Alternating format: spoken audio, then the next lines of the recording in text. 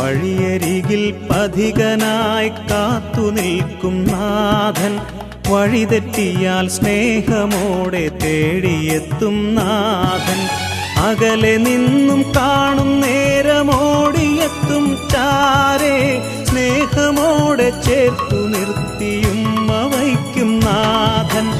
അകലെ നിന്നും കാണും നേരമോടിയെത്തും ചാരേ, സ്നേഹമോടെ ചേർത്തു നിർത്തിയും വയ്ക്കും നാഥൻ.